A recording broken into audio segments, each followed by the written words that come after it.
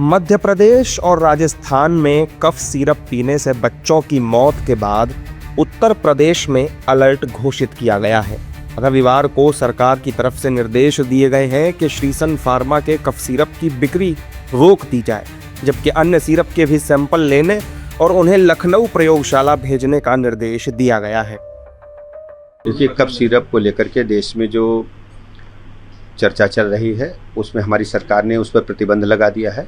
हर स्थिति में हम अपने प्रदेश के लोगों के साथ हैं। किसी भी ऐसी दवाई जो मानकों के विपरीत है वो प्रदेश में बिल्कुल भी अलाउ नहीं है। और मैं आपको स्पष्ट कर दूं कि हमारी सरकार ने आज तक इस प्रकार के किसी कफ सिरप को परचेजिंग नहीं की है। हालांकि सरकार अलर्ट पर तो है, लेकिन विपक्ष सरकार पर लगातार हमलावर है और लापरवाही की बात कह रहा है।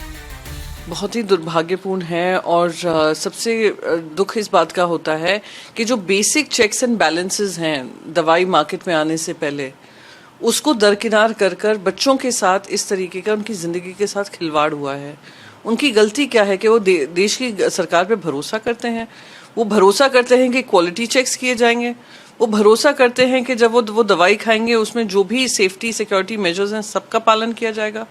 आज इतने बच्चों की जान जाना ये देश के लिए कलंक है और देश को फिर से ध्यान दिलाता है कि हमारी प्राथमिकता इस पे होनी चाहिए कि अगर हम बात करते हैं देश के, हम दुनिया के हम चौथी बड़ी अर्थव्यवस्था बन गए हैं, तीसरी बड़ी बनने जा रहे हैं, तो जो बेसिक वो होते हैं गवर्नेंस रूल्स होते हैं उसका पालन किया जाए।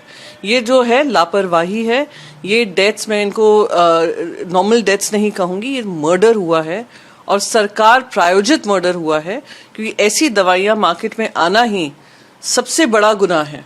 और मैं उम्मीद करती हूँ इस पर कार्रवाई की जाएगी, जल्द से जल्द इस पर इन्वेस्टिगेशन होगा। इन्वेस्टिगेशन रिपोर्ट के तहत जो भी इसके लिए गिल्टी पाया गया है, जो वो फार्मास्यूटिकल इंडस्ट्री है जिससे ये दवाई प्राप्त की गई हैं, उन पर सख्त से सख्त कार्रवाई की जाएगी। इन घटनाओं के बाद से यूपी में एक्शन शुरू हो चुका है। लखनऊ में ड्रग डिपार्टमेंट की तरफ से मेडिकल स्टोर्स पर रेड मारी जा रही है और ये सुनिश्चित किया जा रहा है कि कहीं कोई गलत दवा तो नहीं बेची जा रही।